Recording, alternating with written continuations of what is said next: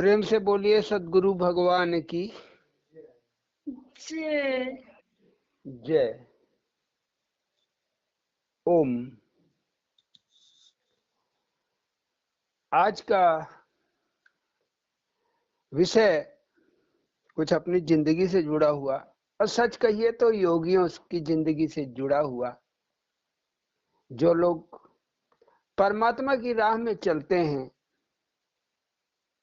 लगभग उनके अनुभव एक ही जैसे रहते हैं। जो जीव से परमात्मा तक की दूरी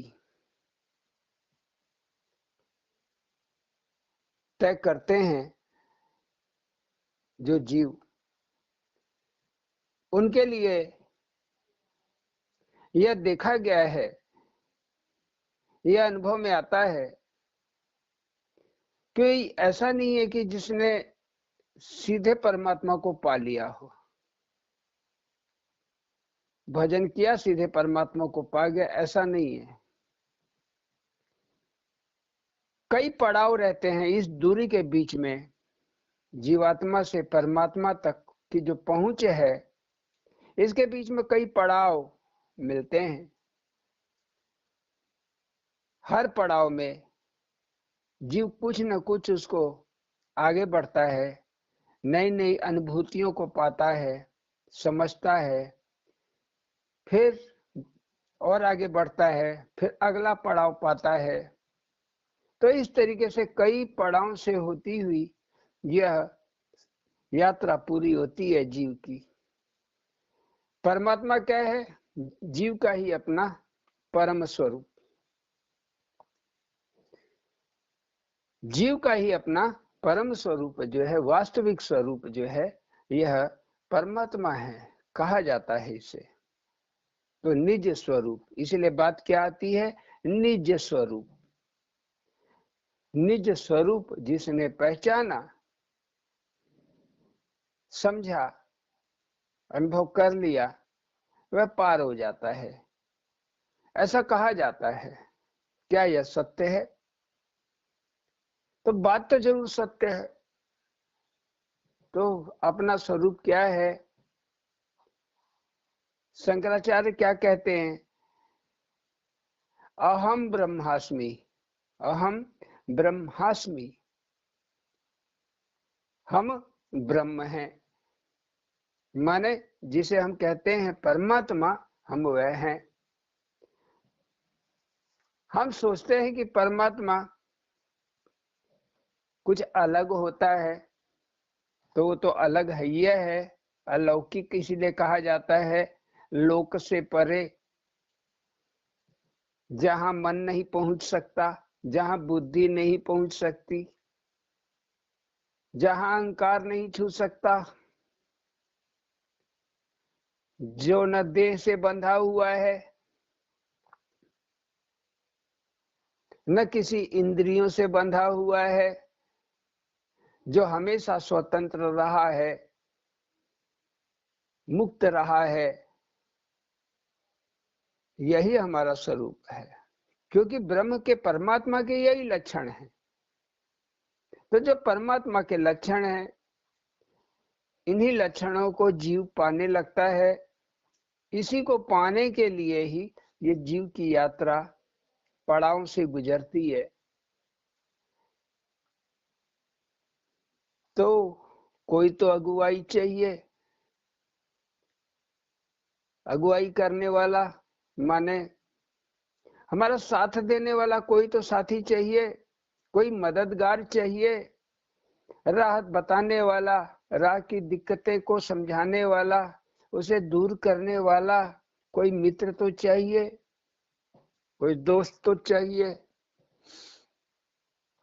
चाहे वो बड़ा हो उम्र में, चाहे छोटा हो, फर्क नहीं पड़ता है। मित्रता एक भाव है, दोस्ती एक भाव है। तो इसी राह की दिखाने वाले को गुरु कहा जाता है। अब हम गुरु कहें, सत गुरु कहें, अब इसमें गुरु के आगे लग गया सत, तो सतगुरु। इसके आगे कोई कोई सद गुरु भी कहते हैं, स के आगे द लग गया, स द तब गुरु, तो सोचते हैं कुछ ये अलग। तो सतगुरु अलग, सदगुरु अलग और खाली गुरु अलग।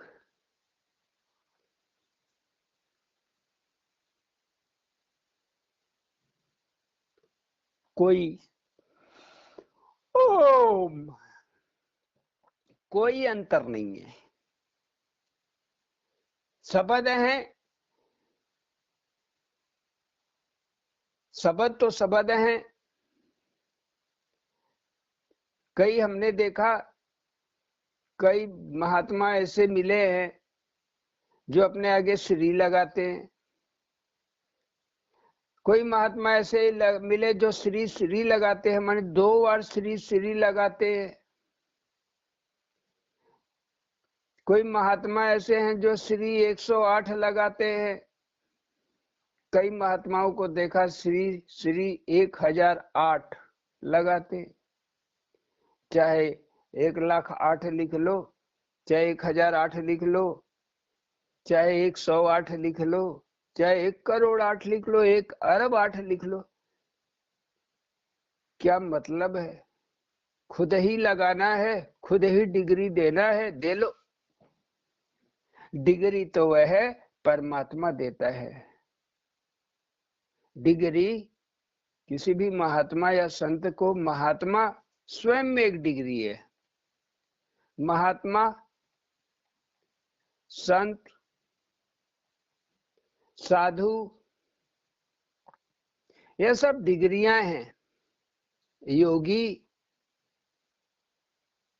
हम लोग योगी ऐसे ही लिख देते हैं। तो महात्मा कहो, साधु कहो, संत कहो, योगी कहो, ये सब डिग्रियां हैं। इसी में हंसा भी शब्द आता है, इसी में परम हंस भी आता है, शब्द हैं ये सब। लेकिन आप अर्थों में जाओ, सबके अर्थ में आप जाओ, निचोड़ दो नींबू को, तभी रस निकलेगा। बिना निचोड़े नींबू का रस कहाँ? तो एक शब्द है आत्मा, दूसरा शब्द जुड़ गया महात्मा। दोनों में आत्मा है, क्या अंतर है? कोई अंतर नहीं। महात्मा कहो, आत्मा कहो, परमात्मा कहो, जीवात्मा कहो, जीवात्मा, कोई अंतर नहीं। ये चारों चीजें एक। जीवात्मा न्यूनतम स्तर है, जीव के साथ बंधन में है। जीव और आत्मा का बंधन, ये दोनों मिल गए तो जीवात्मा कहलाते हैं। ये आत्मा जीव से जब अलग हो गई तो अब इसे आत्मा कहें, इसे महात्मा कहें, इसे परमात्मा कहें, बात एक। बस इस जीव का स्वरूप तभी तक न्यूनतम निचले स्तर पे रहता है जब तक जीव बंधा हुआ है। क्यों? क्यों? क्योंकि जीव अज्ञानता में भरा हुआ है। जीव की वासना अज्ञानता में है, अंधकार में है, जिसको कहते हैं मल में है, कचड़े में है। कचड़ा क्या है? तो अगर सही सही कहा जाए तो संसार, संसार को ही कचड़ा कहा गया। ये कचड़ा है। जिसकी चित्तवृत्तियां माने मन, जिसका मन इस संसार में रहते हुए, माने इस कूड़े करकट के ढेर में भी पड़े रहते हुए, ये मन कहाँ चला गया? आत्मा में चला गया। आत्मबोध होने लगा, जैसे महात्मा बुद्ध को आत्मबोध होने लगा। गुरु तो अलार कलाम थे, कुछ साल रहे उनके साथ, फिर अलार कलाम ने हाथ जोड़ लिया, इससे आगे मैं नहीं बता सकता। क्यों नहीं बता सकते थे? अल्लाह कलाम का वह स्तर नहीं था, अल्लाह कलाम का वह स्तर नहीं था कि आत्मबोध करा सके। तो उसने उन्हें साफ शब्दों में ही कह दिया। फिर आगे की साधना महात्मा बुद्ध की अकेले ही हुई। उनको 5 दोस्त मिल गए जो साधु थे। सन्यास के रास्ते चल रहे थे, सो उनका साथ पा गए। तो सन्यासियों की बातें, सन्यासियों की साधना महात्मा बुद्ध ने भी पकड़ ली। लेकिन कुछ सालों तक साथ रहने के बाद तब इन सन्यासियों ने महात्मा बुद्ध का साथ छोड़ दिया। क्यों? आत्मबोध हुआ। जैसे जैसे अब यह आत्मबोध भी ऐसा नहीं कि अचानक हो जाएगा, धीरे धीरे बोध होगा। आत्मबोध माने आत्मा का बोध होना, जानकारी। बोध होना माने ज्ञान होना, आत्मा का जानकारी होना, ज्ञान होना। तो एक जानकारी तो सुन रहे हैं हम लोग, सत्संग सुन रहे हैं, वेद पढ़ रहे, पुराण पढ़ रहे, रामायण पढ़ रहे, गीता पढ़ रहे हैं, उनके शब्दों को रट लिए हैं, तोता जैसे रट लिए। बस एक ज्ञान ये होता है। ऐसे ज्ञान को क्या कहा जाता है? ऐसा ज्ञान आपका रामचरितमानस में जाएंगे तो जटायु की बात आती है। जटायु माने उलझा हुआ। तो जो केवल किताबें पढ़ लिया और सोचता है कि मैं ज्ञानी हूं, तो ज्ञान तो परमात्मा स्वयं है। जब आपको आत्मा के दर्शन हो जाएं, जिसे कहते हैं आत्म दर्शन, आपको अपना ही स्वरूप, जो आत्म स्वरूप है, इसका आनंदमय अनुभव आ जाए और निरंतर बना रहे। ऐसे नहीं कि एक बार आया और चला गया। आपको अनुभव पक्का हो जाए, यही मेरा स्वरूप है, ये जो मेरा दैहिक स्वरूप है, यह माया स्वरूप है। दैहिक स्वरूप यह माया स्वरूप है और मेरा शुद्ध स्वरूप या शुद्ध वर्ण ये आत्मिक स्वरूप है। अब इस दर्शन में और इसे समझने में, इसका अनुभव लेने में आपको जितने साल लग जाए, जितने साल लग जाए, ये अनुभव प्रत्येक साधक को स्वयं से पाना होता है। हाँ, जो आपका साथ चलने वाला है, जिसे आप गुरु कहते हो, वो आपके भीतर ही है, कहीं बाहर नहीं है।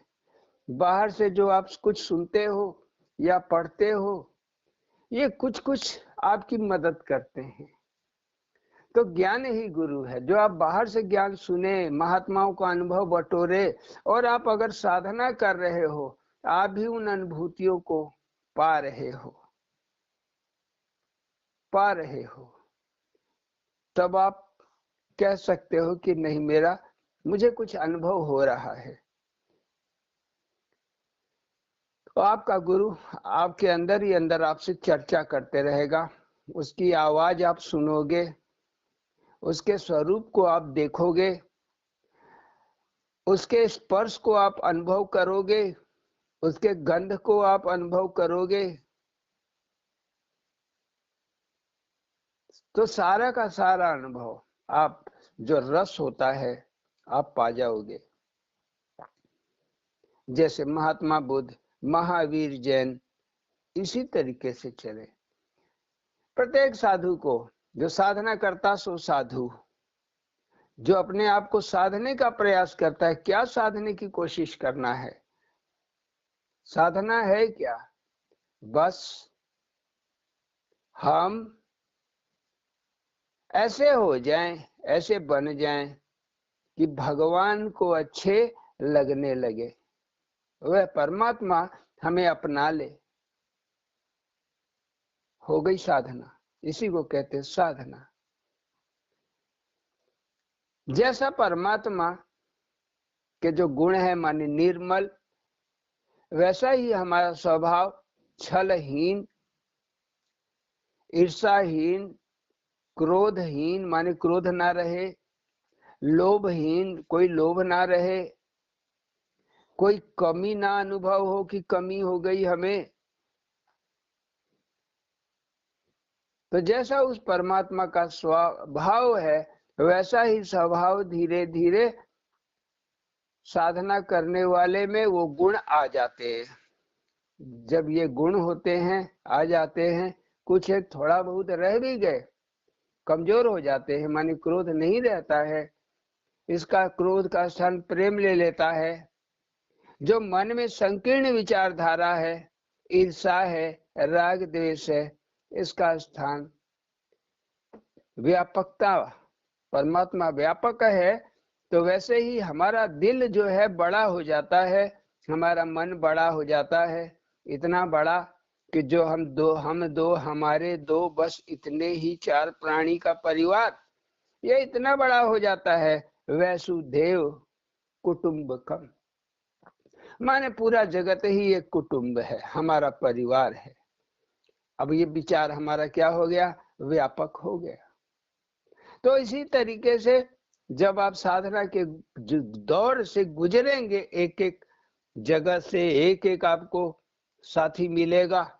जैसे दत्तात्रेय जी, कुत्ता मिला उससे सीखे, अजगर मिला उससे सीखे, वेश्या मिली उससे सीखे, एक सुनार मिला उससे सीखे।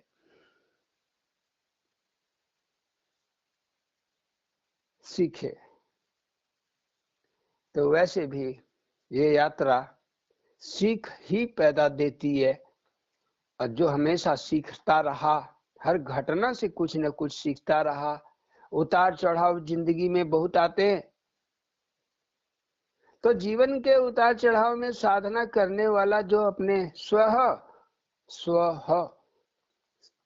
से शिक्षा ग्रहण करने लगा, क्योंकि स्व वो अग्नि है, स्वयं में जो जागृति होती है, इसी को अलख कहते हैं। अलख कोई और चीज नहीं है। तो जागृति, स्व का जागृत होना, स्व के अनुभव को पकड़ने लगना, स्व में ही मंत्रणा होने लगना, स्व में ही चिंतन होने लगना, तो यह स्व की अग्नि जागृत हो जाती है। ये आग कोई ऐसी नहीं है कि कपड़ा जला दो, लत्ता जला दो। स्व माने, स्व की अग्नि माने खुद के अंदर जागृत होने वाली वह चेतना, माने वह ज्ञान जो हमें धीरे धीरे संसार के चिंतन से दूर कर देगा।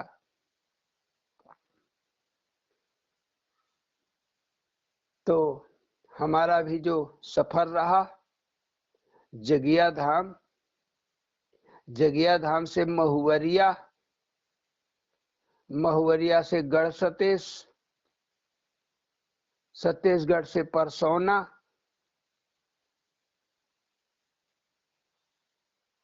ये धामों में स्थान रहा, ये पड़ाव रहे जहां हम रुके, जहां रुके, जहां से सीखा, जगिया धाम से सीखा, महुवरिया से शिक्षा लिया, सीखा, अनुभव पाया। गढ़ सतेश, महुवरिया में बुढ़िया माई, आप बहुत लोग गए हो, जानते हो। जगिया धाम भी कुछ लोग चल के आए, देख के आए। हालांकि वह अलौकिक शक्ति कुछ लोगों ने अनुभव किया होगा, जो जिसे हमने नाम दिया जगिया। जो लोग महुवरिया गए होंगे वहां की भी कुछ अलौकिक शक्ति का लोग अनुभव किए होंगे, कुछ लोग ना किए होंगे। वैसे ही छत्तीसगढ़ में स्वामी अड़गड़ानंद जी, यह तो ज्ञान शक्ति है। ज्ञान शक्ति हर जगह है, जगिया से भी ज्ञान शक्ति मिली। ज्ञान ही वह शक्ति है, ज्ञान ही वह अग्नि है जो प्रज्वलित तो हो जाए तो मनुष्य खोजता फिरता है, खोजता फिरता है भेद। अभेद खोजते खोजते उस अभेद को जान लेता है, पकड़ लेता है। अब वैसे ही ये हमारा सफर 4 स्थानों का रहा मूल रूप से। तो बटोरना, इन चारों स्थान से हमने बटोरा, इकट्ठा किया। क्या इकट्ठा किया? अनुभव। वही अनुभव आप लोगों के सामने लेके आते हैं। यह दौर जीव से आत्मा तक का सफर। अड़गड़ जगिया अगुआई, लूट लिया रे राम। किसको लूट लिया? राम। राम माने उस चैतन्य को, उस चेतना को, जिसे लोग भगवान कहते हैं। मंसूर ने कहा अनल हक, महात्मा बुद्ध ने कहा मैंने उसी के दर्शन किए तीसरे पहर में रात्रि के। जिनके दर्शन और महात्माओं ने किया, तो क्या वह अलग, वह चैतन्य जो हमेशा जागृत रहता है, हमेशा जागृत रहता है, हमारे में है लेकिन सुप्ता अवस्था में है। जैसे राख के ढेर में अग्नि छिपी हो, पता नहीं चलता, आप उसी राख पे से पैदल चले जाओगे बिना जूता चप्पल पहने हुए, पैर भी नहीं जलेगा। लेकिन उन राख को हटा के जरा सा फूंक दोगे तो चिंगारी निकल आएगी। लकड़ी में अग्नि है लेकिन दिखती नहीं है। लकड़ी को जब जलती हुई अग्नि के पास ले जाओगे लकड़ी को, तो लकड़ी पहले गर्म होगी, गर्म होके फिर धुआं उठेगा, फिर आग पकड़ लेगी, तब अग्नि प्रज्वलित हो जाती है। तो क्रिया है, ऐसे लकड़ी पड़ी रहेगी कुछ नहीं होगा। लेकिन जैसे ही उसके दूसरे अग्नि के पास जाएगी, धीरे धीरे गर्मी चढ़ेगी, तापमान बढ़ेगा, तापमान से जो है अग्नि सुलगनी शुरू हो जाएगी, मानी धुआं उठने लगेगा, और पवन का वेग पाके, हवा का झोंका पाके यह आग भड़क उठती है। वैसे ही दूध में घी दिखाई नहीं देता, विशिष्ट क्रिया के द्वारा निकाला जाता है। तिलहन, सरसों तेल, इन सब में तेल रहता है लेकिन दिखता नहीं है, जब पेरा जाता है तब निकलता है। तो वैसे ही साधना एक प्रक्रिया है, प्रक्रिया है जो किसी सतगुरु के शरण में, जो आत्मदर्शी हो, जो सूक्ष्मदर्शी हो, एक ही बात है सूक्ष्मदर्शी कहना, आत्मदर्शी कहना या तत्वदर्शी कहना। तत्व है आत्मा, जो आत्मा को देख रहा है, जान रहा है, समझ रहा है, वह तत्वदर्शी हुआ। कहते हैं उसे तत्वदर्शी। तब हमारा सफर ऐसे ही शुरू हुआ। तो वह जो चेतना थी उसको हमने पाया, जैसे कि चैतन्य महाप्रभु ने पाया, रामकृष्ण परमहंस ने पाया, लेकिन सबके पीछे गुरु खड़े रहे। सो हमारे पीछे भी एक गुरु खड़ा रहा, क्योंकि पूरा सफर कराने वाला एक रहेगा, वह दिखाई नहीं देगा, दिखाई नहीं देगा। जैसे सरसों में तेल है, दिख नहीं रहा है, दूध में घी है, दिख नहीं रहा है, लकड़ी में अग्नि है, दिख नहीं रही है। वैसे ही एक जो वो गुरु है,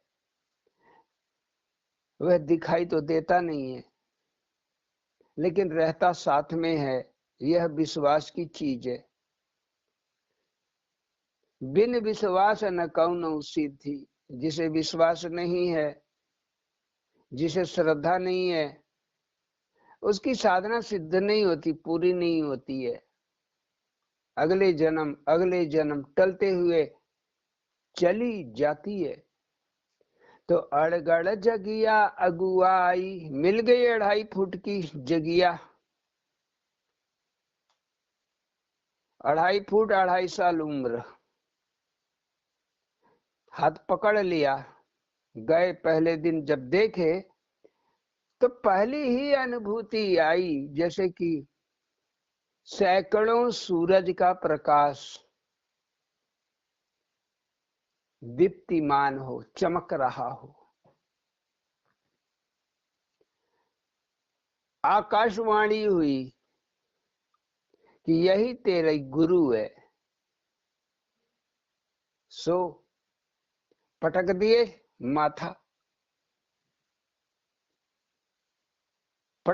माथा, और उसी समय का भजन भी लिखा गया उसकी कृपा से। आके मैया तेरी दुआरिया, अरुण शीस झुकावेला। आके मैया, अब चूंकि स्त्री थी, लड़की थी, तो आके मैया तोरी दुआरिया, अरुण शीस झुकावेला। मैया मैया जगिया मैया, रोज रोज गोहरावेला। मैया मैया जगिया मैया, रोज रोज गोहरावेला। यहाँ से हमारी कहानी शुरू होती है। आने का कारण क्या बना कि इस 2.5 फुट की लड़की के हाथों से लिखा हुआ, अब देखिए 2.5 साल की लड़की लिख भी सकती है और इतनी बढ़िया राइटिंग में लिख सकती है। आज भी उनके लिखे हुए 1-2 भजन हमारे पास सुरक्षित हैं, उनकी अनमोल धरोहर के रूप में। उनकी अनमोल धरोहर के रूप में हमारी डायरी में आज भी उन्हीं की राइटिंग में लिखा हुआ है। तो उस एक नए साल का कार्ड भेजा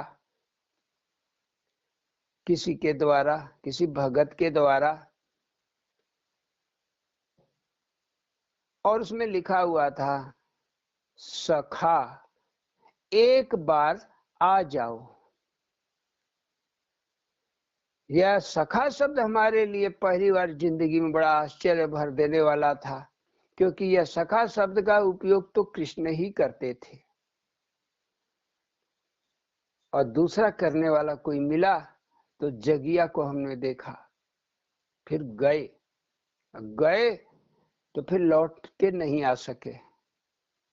ऐसी भूल भुलैया है वह परमात्मा कि जो उसमें प्रवेश कर गया तो ऐसी भूल भुलैया में चला जाएगा, फिर अपनी जिंदगी में लौटना उसके लिए बड़ा मुश्किल रहेगा।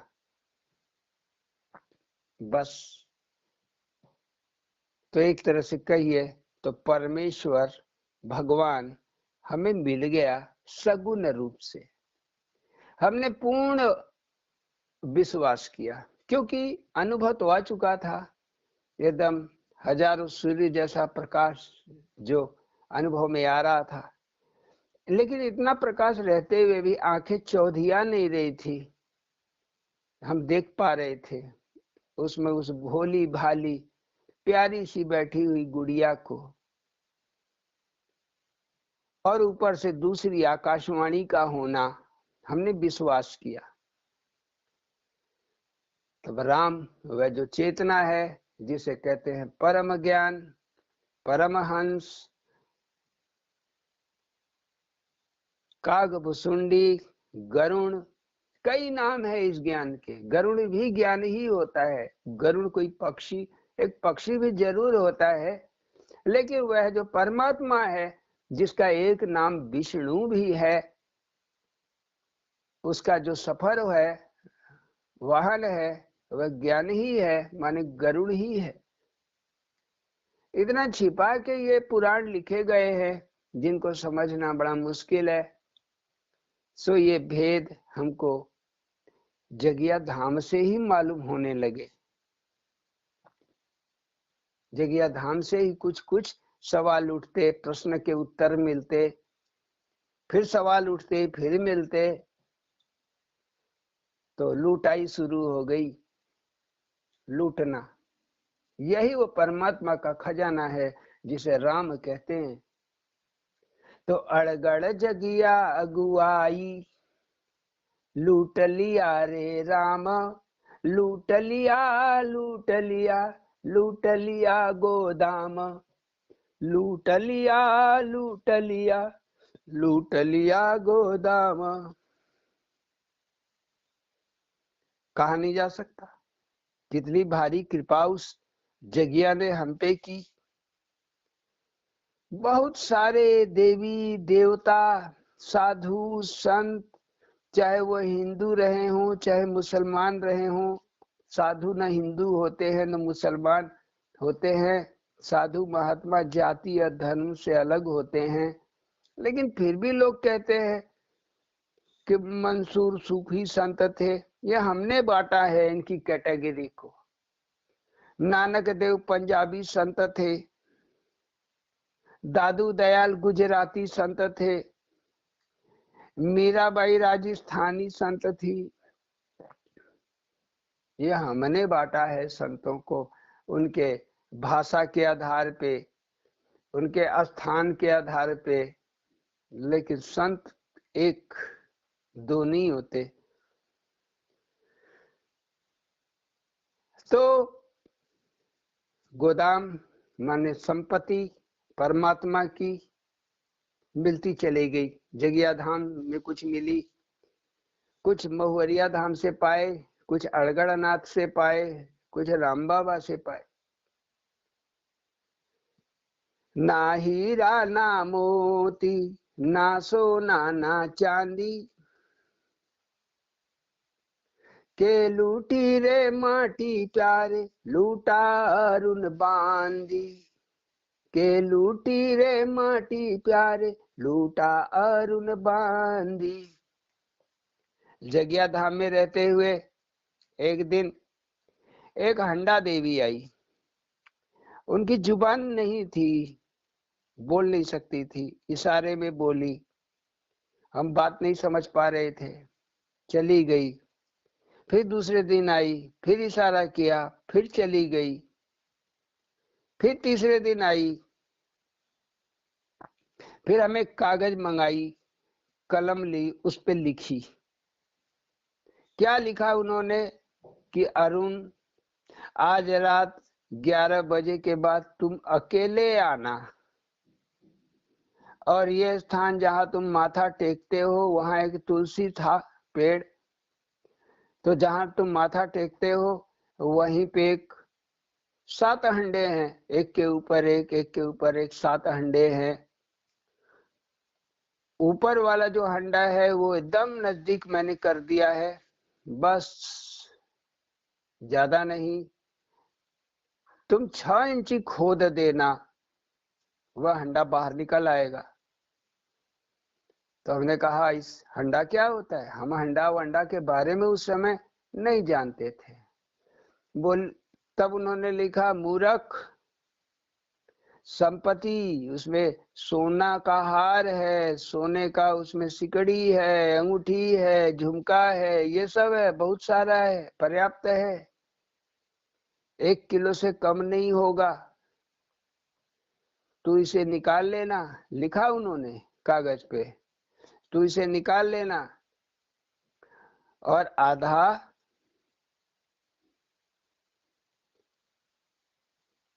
तू इसको दे देना। जहां पे जिनका घर था, शुक्ला जी का घर था, उनकी बेटी शिखा, उस समय उसकी उम्र भी 12 साल रही होगी, तो इसमें से तू निकाल लेना, शिखा को कुछ दे देना, आधा संपत्ति दे देना और आधा तू ले लेना। इनमें से एक, इसमें से एक अलग निकाल लेना और ज्वालामुखी देवी शक्ति नगर में जाके चढ़ा देना। हमने कहा ठीक है। लौट के आए घर जब, तो संध्या से पूरी बात बताए। संध्या बोली कि अरे हम लोगों को क्या करना है ये सब संपत्ति से, जिसकी है, जिसके घर में है, जिसके आंगन में है, वह अपना निकाल ले। हमने कहा संध्या से कि इस पे तो कहा हंडा माता कही है, नाम तेरा लिखा हुआ है, तो बिना तेरे नहीं निकलेगा। तो मैं जाऊंगा तभी निकलेगा, निकाल के उन्हीं को दे देंगे, शुक्ला जी के परिवार को, वो लोग ले लेंगे, जो भी करे। संध्या बोली नहीं, नहीं जाना चाहिए, हमें कुछ इसका अनुभव नहीं था। बोली नहीं, नहीं जाना चाहिए ऐसी जगह से। तो हमने भी सोचा ठीक ही बोल रही है, नहीं जाना चाहिए, छोड़ो ये सब झमेला। सवेरे हम गए, रोज प्लांट जाते थे 8 बजे। तो जाते समय वहां जगिया धाम से होके जाते थे, अपने सखा से मिलके। जब हम जाते पुकारते तो हमारे सखा आ जाते, उसी स्थान पे आ जाते। तो गए वहां तो देखा उस स्थान पे जहां हंडा माता बताई थी, वहां 4 फुट बाय 4 फुट का और कम से कम 10 फुट गहरा गड्ढा, बाहर खूब मट्टी गजी हुई। हमने पूछा अरे ये क्या? तो शुक्ला जी की जो औरत थी सावित्री, उसने कहा अरे साहब, वो चिट्ठी वाली बात हमने वो मिथिलेश मिश्रा जी को बता दी। मिथिलेश मिश्रा जी थे, पैथोलॉजी खोले थे, मित्र ही थे, उनका भी आना जाना होता था। तो उन्होंने साफ साफ कह दिया कि हमने वो चिट्ठी दिखा दी मिथिलेश मिश्रा जी को। तो मिश्रा जी का उस समय एक हाथ उनका टूटा हुआ था, प्लास्टर लगा था। तो रात में आए, शुक्ला जी से कहे खोदो। शुक्ला जी चाहे रात भर मेहनत किए, हंडा तो खनखना रहा था, जितना खोदते उतना नीचे चला जा रहा था। अब तो भोर हो गई तो लोग छोड़ दिए, रात भर खोदे। शायद घर में अपना आदमी इतना काम न करे।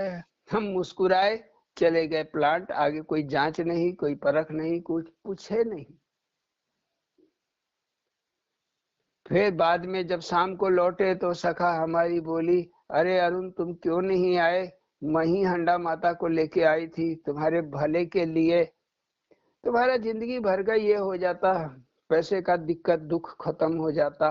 हमने कहा ये सखा, इतनी शक्ति देना इन बाहों में कि ये मुफ्त का माल न खाना पड़े, न तलाशना पड़े, मन में इसके विचार भी ना आए, न किसी के आगे हाथ फैलाए।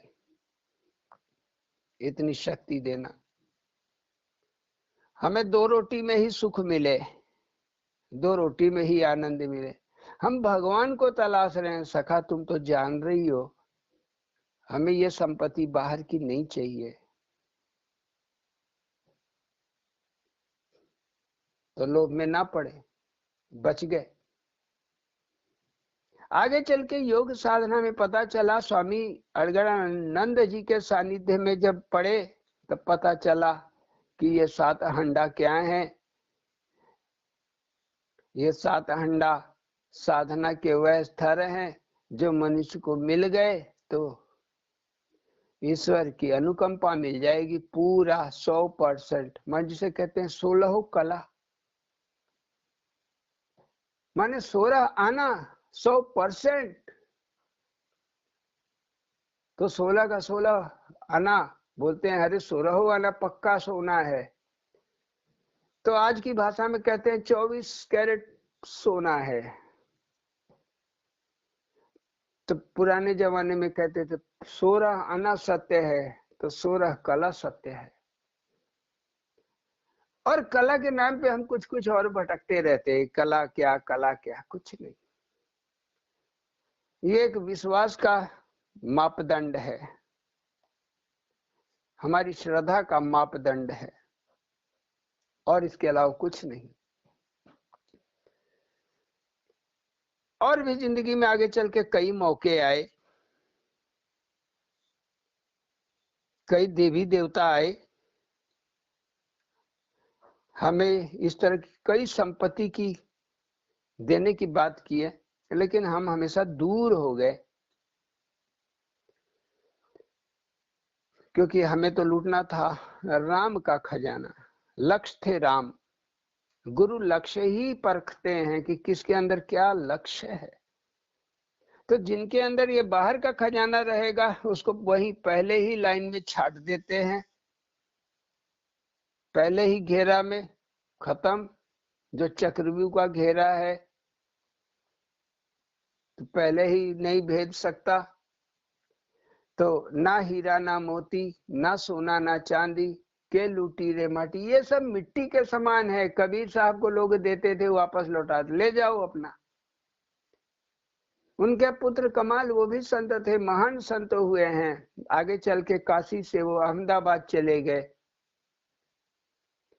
उनको कोई कुछ देता था, हीरा तक राजा पहुंचे, हीरा दिया, काशी नरेश ने हीरा दिया, बोला वही मड़ई में फेंक दो कहीं। तो राजा उसको मड़ई में एक जगह छिपा के आ गए, ऊपर जो छत होती है उसी में बाहर ऐसे छिपाया कि लोगों की निगाह पड़े। आते जाते कमाल ने देखा, कोई फर्क नहीं। एक हफ्ता बाद राजा लौट के आए काशी नरेश, खाली यही देखने के लिए वह हीरा वही है कि कोई ले गया। कोई ले गया तो कौन लिया, जांचने के लिए। एक हफ्ते बाद जब काशी नरेश पहुंचे तो देखे वो हीरा वही का वही है जहां था। तो कहे कमाल, हमने तो कमाल कर दिया तुमने, तुम लालच में नहीं आए, हमने तो इसीलिए रखा था कि तुम इसको ले लो। कमाल ने कहा राजन, मेरे कुटिया के पीछे जाओ, देख के आओ।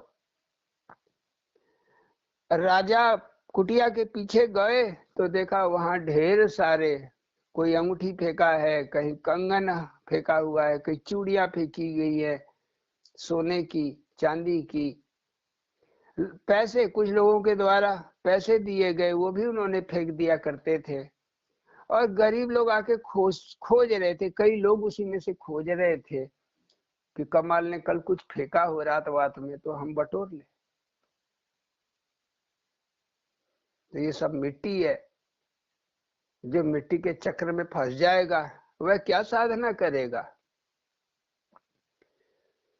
भक्ति लूटा, क्या लूटा, भक्ति लूटा, मुक्ति लूटा, लूटा सारा युक्ति। युक्ति माने युक्ति ही तो आपको पूरी साधना से पार कराएगी। आप फंसते जाओगे।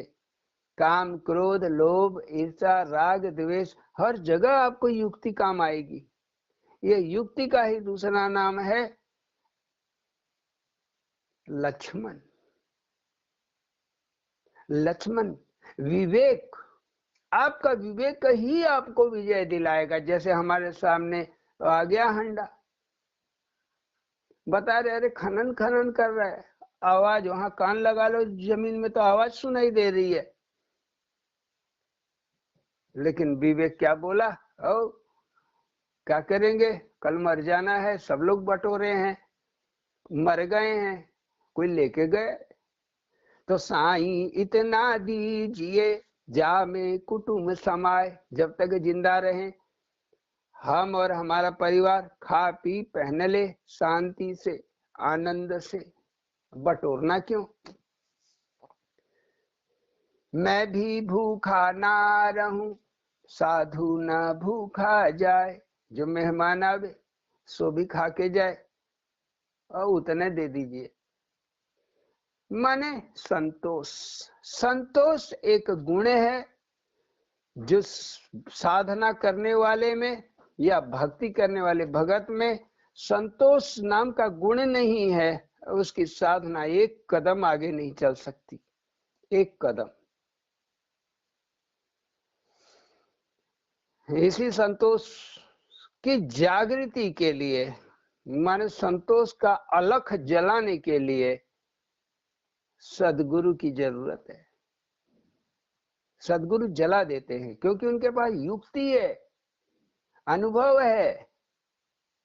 अपना अनुभव के द्वारा साधक में वह जागृति को ला देते हैं कि साधक इतना संतोषी हो जाता है कि भूखा पड़े हुए रहे, लेकिन जब तक भगवान न कह दे तुम्हारे लिए है तुम खा लो, नहीं खाएगा, नहीं खाएगा। तो लूटना है क्या भक्ति, इसीलिए हम हमेशा यही मांगे, भगवान हजारों रूप में हमारे सामने आए, बार बार आए, कभी वैष्णव के रूप में, कभी दुर्गा के रूप में, कभी शारदा के रूप में, कभी कामाक्षा के रूप में, और अन्य अन्य सरस्वती के रूप में, लक्ष्मी के रूप में। हर बार परमात्मा आए रूप बदल बदल के, बुढ़िया के रूप में, कृष्ण के रूप में, शिव के रूप में, शनिदेव के रूप में, यमराज के रूप में, यम के रूप में, सूर्य देव के रूप में, ब्रह्मा के रूप में, तो कई रूपों में आए। यहाँ तक कि कई महात्माओं का रूप भी धारण करके आए। और हर बार कहते मांग बेटा क्या चाहिए, हम कहते भक्ति दे दीजिए। तब कहते अरे तू कितना भक्ति मांगेगा, बस जो भी आता है मांगता है, भक्ति दे दीजिए, भक्ति दे दीजिए। तो हम कहते और कुछ जानू नहीं, और कुछ जानू नहीं, भगति में राम, अरुण करे आराम, राम करे काम। इतनी भक्ति दे दीजिए कि अरुण आराम करे, काम करे कौन, राम। तो यस, शायद वही उन्हीं की कृपा कि आज आप लोगों के बीच बैठे हुए शांति से, आनंद के साथ, मस्ती में एकदम। कब सुबह होती है पता नहीं, कब शाम हो गई ये भी नहीं पता, कब दिन हुआ वो भी नहीं मालूम, कब रात हो गई पता ही नहीं चल रहा है।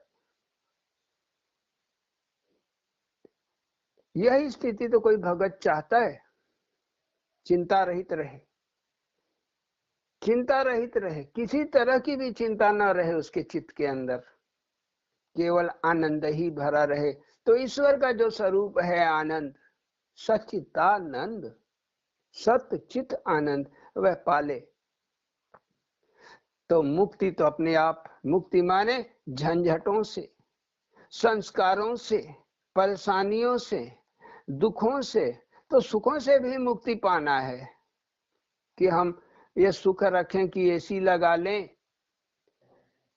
कि हमारा इतना 1000 रूम वाला कमरा हो जाए, बेडरूम अलग तो ड्राइंग रूम अलग, तो हमारे बैठने का रूम अलग, ध्यान करने का रूम अलग, हमारा बातचीत करने वाला रूम अलग। 50 ठो एक आदमी 10 ठो रूम उसके चाहिए। माने जिसको कहते हैं संसार की सुख और सुविधा, इससे दूर परमात्मा, इससे दूर ही परमात्मा है। तो संतोष धारण करके ईश्वर का नाम जपना, या परमात्मा भक्ति कराता है जिससे, उसे तो पार लगा लेता है। नहीं तो ये भक्ति खुद कर पाने में हर कोई असमर्थ है। एक सीमा तक ही कर सकता है, उस सीमा के बाद उसकी शक्ति जवाब दे जाती है। तो आगे, तो जहां मनुष्य की शक्ति खत्म होती है, साधक की शक्ति खत्म होती है, वहीं से वो गुरु की शक्ति शुरू होती है। वशिष्ठ की, वशिष्ठ माने विशेष गुरु की। ऐसा नहीं कोई भी अनाड़ी सनाड़ी गुरु हो जाए, वशिष्ठ उस गुरु का नाम है वशिष्ठ। विशेष माने तत्वदर्शी।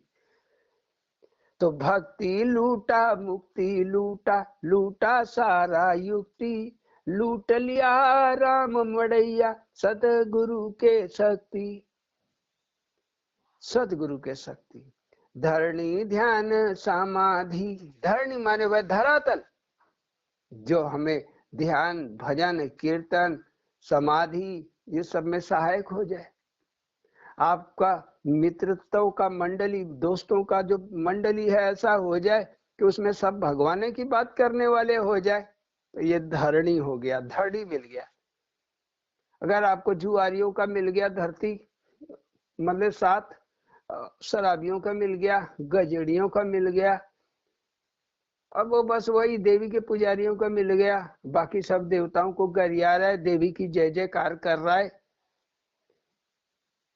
माने गुण, तमोगुण से भरा हुआ, अज्ञानता अंधकार से भरा हुआ अगर आपको परिवार मिल गया, पड़ोसी मिल गए, दोस्त मित्र मिल गए, तो आपकी धरणी खत्म। आप क्या धारण करके रखोगे इनके बीच में? तो माने माहौल, धरणी क्या है? माहौल। तो धरणी ध्यान समाधि, ध्यान माने मन का इष्ट में लगे रहना ध्यान है। समाधि जो आदि है, आत्मा, इसके अंदर समा जाना, चाहे 1 घंटा समाओ, चाहे 5 मिनट समाओ, चाहे जिंदगी भर के लिए समा जाओ।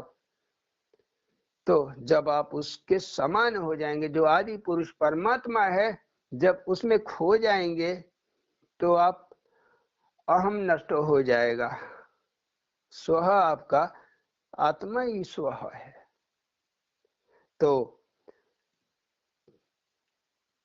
धरणी ध्यान समाधि लूटा दौलत आदि, जो आदि दौलत है, जो अनंत है, कभी न खत्म होने वाला है, जो शंकराचार्य ने लूटा, जो कबीरा ने लूटा, जो नानक देव ने लूटा, जो मंसूर ने लूटा। लूट चला रे अरुण बैकुंठ घंटा नादी, क्या लूट के आया? घंटा, चंद्र घंटा। देवी पुराण में देवी के 9 स्वरूपों में चंद्र घंटा तीसरा देवी है, जिसे चंद्र घंटा कहते हैं। चंद्र माने होता है चंद्रमा। चंद्रमा क्या देता है? शीतलता, ठंडक। तो जब आपका कलेजा ठंडा हो जाए, शांत हो जाए चित्त, तो ये चंद्र की स्थिति हो गई। अब घंटा माने नाद, जब आपको नाम सुनाई दे, ओ हम, ओ हम, ओ हम। पहले हम भज रहे थे, लेकिन 2-4 साल या साल भर के अंदर ही कई लोग इस आवाज को, नाद को सुनने लगते, और एकदम चित्त इतना शीतल, कितना भी टेंशन हो, घर में कोई मर भी गया हो, तो भी मन विचलित नहीं होता। इस तरह की शीतलता चित्त के अंदर आ जाती है। यह तीसरी स्थिति है साधना की। इसीलिए देवी के जो 9 स्वरूप हैं, ये साधक के ही, साधना के ही 9 रूप हैं। 7 इसमें से करना होता है, 7 के साथ 2 फ्री मिलता है। 7 आपने कर लिया तो 2 फ्री मिल जाएगा आपको। मैंने आखिरी 2, जिसको कहते हैं महागौरी। तो गौरवर्ण आत्मा आपके सामने प्रकट हो जाती है, तो महागौरी कहलाती है। आपका जो साधना था सिद्ध हो गया, इसलिए आप सिद्धि दात्री हो जाते हो।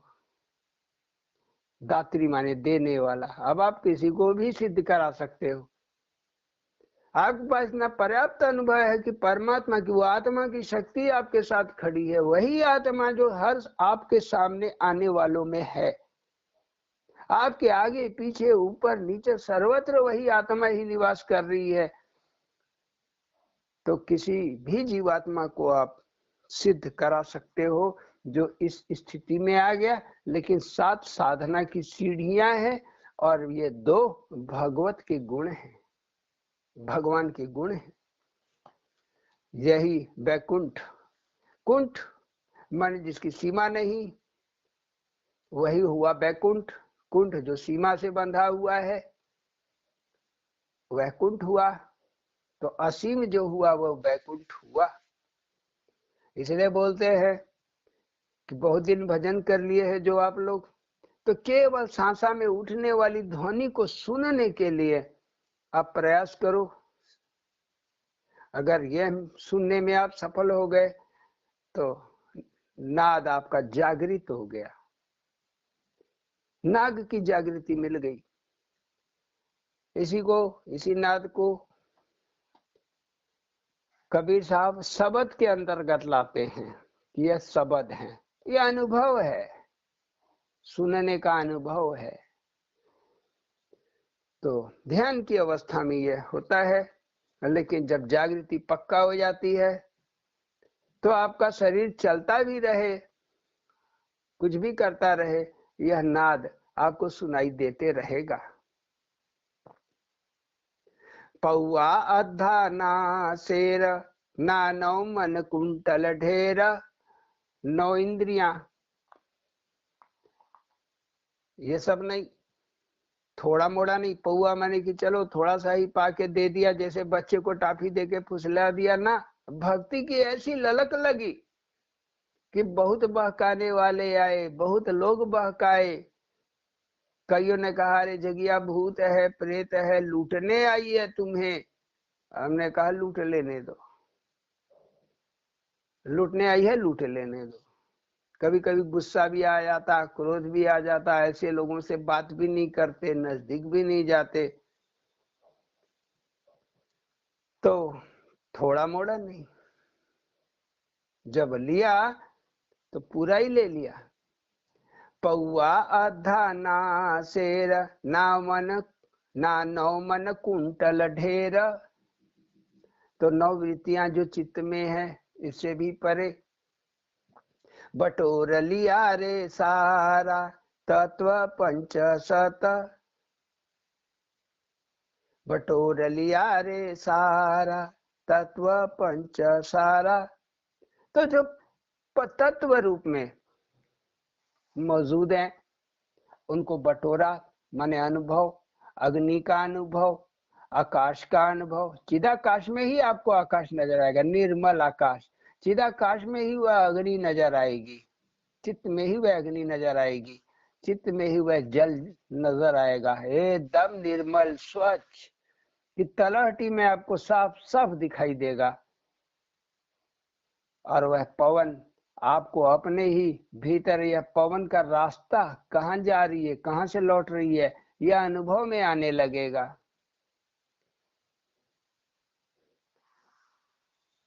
तो ये मिट्टी, आपको अपने मिट्टी का अनुभव हो जाएगा। तो ये तत्व को समझ लेना, अनुभव पा लेना। अगन पवन जल, मिट्टी आकाश बल। अब इनका बल भी आपको समझ में आ जाएगा। जो कहते हैं कृष्ण गीता में, आकाश निगल नहीं सकता, खा नहीं सकता है, निगल नहीं सकता है, मिट्टी नहीं निगल सकती, न पानी इसको गीला कर सकता है, न अग्नि इसको जला सकती है, न तलवार इसे काट सकती है। तो यह बल साधक को, भगत को सारा अनुभव में आता है। किताब में क्या पढ़ेगा कोई, हमने तो नहीं पढ़ा था। गीता, यथार्थ गीता स्वामी जी के पास आने से, उनकी प्रेरणा से यथार्थ गीता पढ़े 2-3 बार, लेकिन जब देखे पढ़े तभी पीछे का अनुभव मिला, नहीं तो ये सब पता ही नहीं चलता था क्या देख रहे हैं। जो हम अनुभव कर रहे हैं, क्या अनुभव कर रहे हैं पता नहीं था, बस कर रहे थे अनुभव। लेकिन स्वामी अड़गड़ानंद जी के पास गए, मड़ैया बाबा के पास गए, तब इन तत्वों के बारे में जाने। तो अनुभव तो बहुत पहले से आ रहा था, लेकिन ज्ञान नहीं था, सो ज्ञान उपजने लगा। तकोटि 33 देव, कैलाश निर्मल। तो कैलाश क्या होता है? बड़ी पहले ये रहती थी इच्छा कि हम चले कैलाश दर्शन करके आवे, बाबा धाम दर्शन करके आवे, जल चढ़ावे चल के। तो एक बार गए, कई सालों से इच्छा, 20 साल से इच्छा, एक बार जाने का मौका मिला। वो भी गजब अनुभूति। रास्ते में सखा का साथ मिला, भगवान का साथ मिला। हर बार जान लेते, हर बार देख लेते, पूरा आनंदमय सफर, पूरा आनंदमय सफर। ऐसा नहीं लगा कि हम कोई बैद्यनाथ धाम आए हैं, वह हमारे साथ साथ खाली इच्छा पूरी करा दिया। बाद में कैलाश वगैरह जाने का जब समझ गए, कैलाश माने ही होता है कैवल्य पद को पा जाना। कैवल्य पद को पा जाना माने सभी संस्कारों से मुक्त हो जाना, यह कैवल्य पद है। तो इसलिए कैलाश हमेशा निर्मल है, कैवल्य पद हमेशा निर्मल है। महात्मा संत इस पद को, बिरले ही महात्मा संत इसको पाते। बची न अवधपुरी न अलकासुरी, लखा अरुण छुरी, लूटा संपत्ति पूरी। अलकापुरी माने अलकापुरी बोलते हैं कुबेर की नगरी को, जहाँ कुबेर रहते हैं, जहाँ खजाना है, रिद्धियां सिद्धियां तमाम शक्तियां जहाँ बैठी हुई हैं, उनको भी लूट लिया, उनका भी अनुभव पा लिया। लूटना माने अनुभव पाना। बची न अवधपुरी, अवध क्या है? आत्मा। आत्मा का अनुभव भी बचा नहीं। लखा अरुण छुरी, छुरी माने चाकू, कोई पिस्टल नहीं, कोई बंदूक नहीं, तो चाकू क्या है? ज्ञान। केवल ज्ञान दृष्टि से देखते देखते इसके अनुभव को जान गए, समझ गए। कुछ हकीकत में भी बहुत कुछ घटनाएं घटी, लेकिन उतनी समय नहीं अब बचा कि पूरी बात बताई जाए। बचा न ब्रह्मलोक, ब्रह्मलोक बुद्धि ही ब्रह्म है। इंद्रासन मन ही जब कामनाओं में फंस जाए तो इंद्र कहलाता है, तो इंद्रासन अशोका। बचा न ब्रह्मलोका, इंद्रासन अशोका, लूट लिया रे जोग, शिव शंकर का भोग। शिव जो सत्य है, शंकर जो शंका रहित है, उसका भोग। संसार शिव का भोग क्या है? शंकर का भोग क्या है? माने खाने वाली वस्तु का खाते हैं, तो वही निस दिन राम राम दिन राती, ध्यान परमात्मा के ध्यान में लीन रहने वाला, तो उस परम तत्व का ध्यान, बस उसी में डूबा रहने वाला शिव और शंकर है, तो वो भी लूट लिया। सब हो गया रे खाली, डकैती ऐसी डाली, छीन लई मुखलाली, दुर्गा खप्पर वाली। दुर्गा माता थी, बहुत बात करती, बाद में समझ लगा एक ही परमात्मा, एक ही वो। लेकिन हमारे चित्त की लहरों की वजह से, हमारे श्रद्धा और विश्वास की वजह से कई रूपों में सामने आता। इच्छा होती दुर्गा माता थोड़ा ही आ जाती, थोड़ा बात कर लेते, आ जाती। और उनकी आवाज, उनकी बोली अति सुंदर, क्या बताएं। कोई दुनिया में उसका वैसी आवाज ही नहीं, वैसी कोई आवाज ही नहीं। तो उसने बातों ही बातों में बहुत कुछ उस दुर्गा माता ने दे दिया। तो उस परमात्मा ही बार बार प्रकट होके आते रहा और एक एक संपत्ति हमें देते रह गया। ले ये ले ले। दुर्गा माता एक बार आई, बोली, हम नकल कर रहे थे,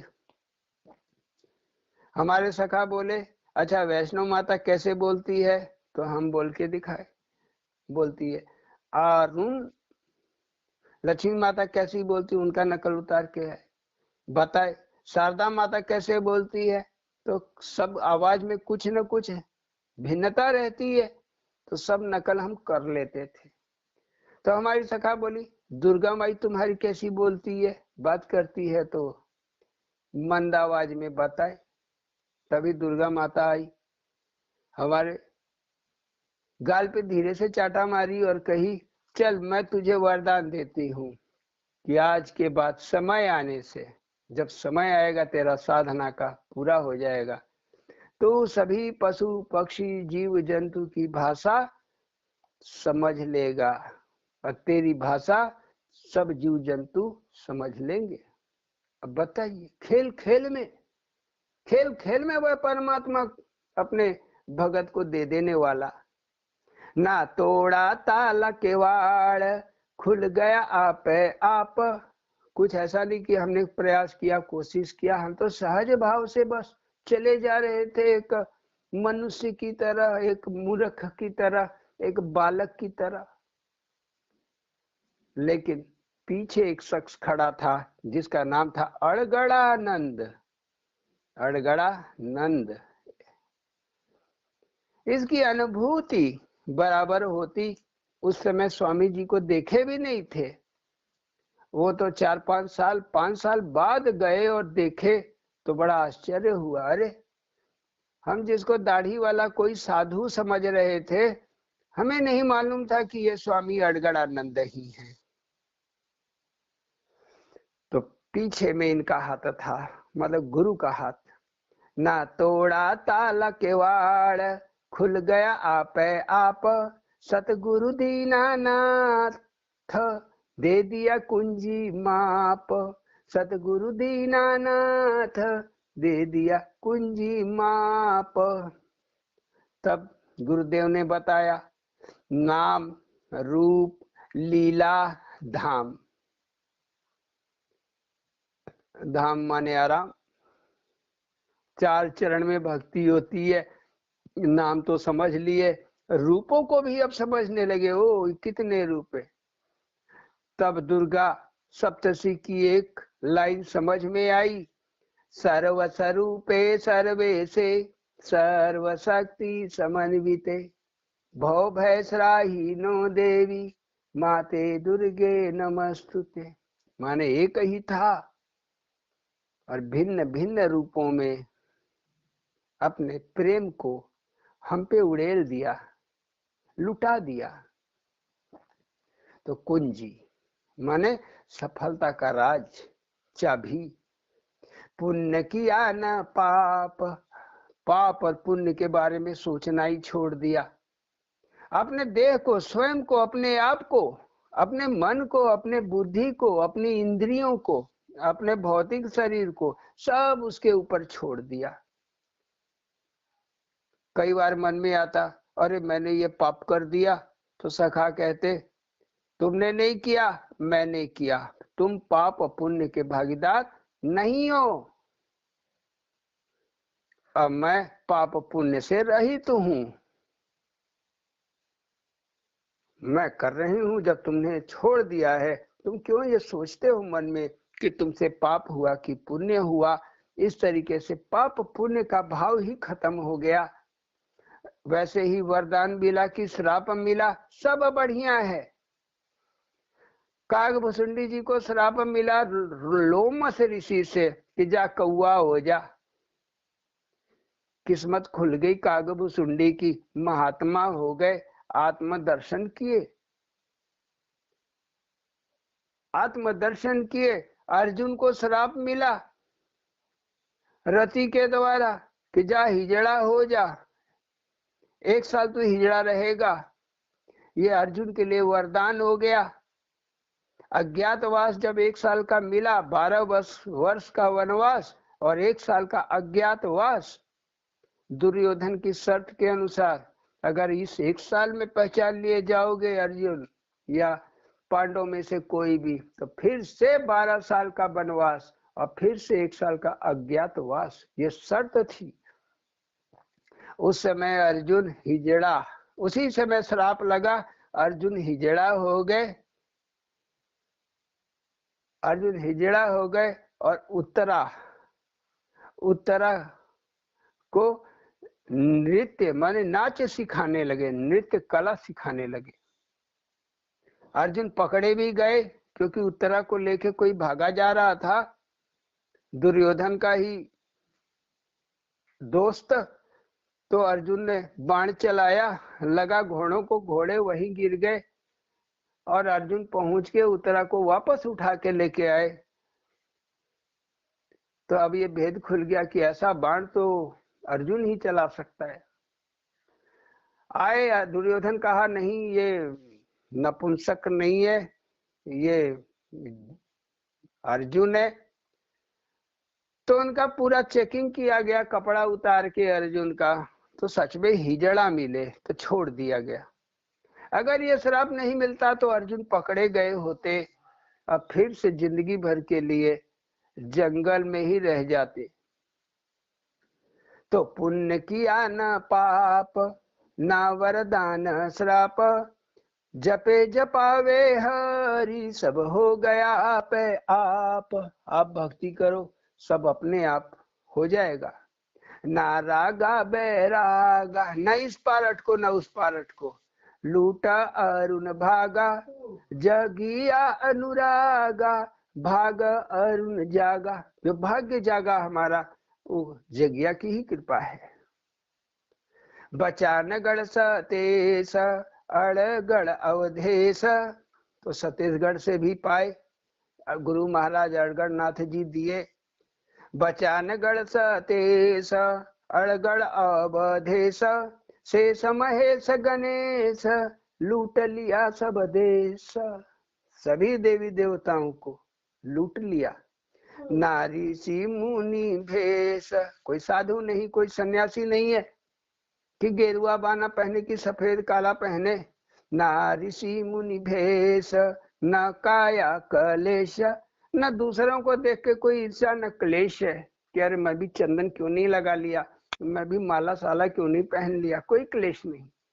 न काया को कोई दुख है, न कोई रोग न व्याधि, कोई परेशान करने वाला भी नहीं है, क्योंकि हरि कृपा है, हरि की छत्र छाया है। ना माया रे शेष, अरुण अपने भेष, जो अपना भेष है साधारण, उसी भेष में रहना, नकल क्यों करना किसी की। ओढ़ चुनरिया सतनामी, तोड़ दिया गुलामी, जो ये बंधन था संसार का, माया का गुलामी था, ये टूट गया सतनामी चादर ओढ़ करके। चित ही वो चादर है, चुनरी है चित, जो सदगुरु से मिली और विश्वास किया, श्रद्धा रखा, टूट गई। लख अरुण निहाल, हो गया माला माल, लूट लिया लूट लिया लूट लिया गोदाम, अड़गड़ अड़गड़ जगिया अगुआई, लूट लिया राम, लूट लिया रे राम। आज यहीं रखते हुए कल फिर मिलेंगे। बोलिए सद्गुरु भगवान की जय। ओम।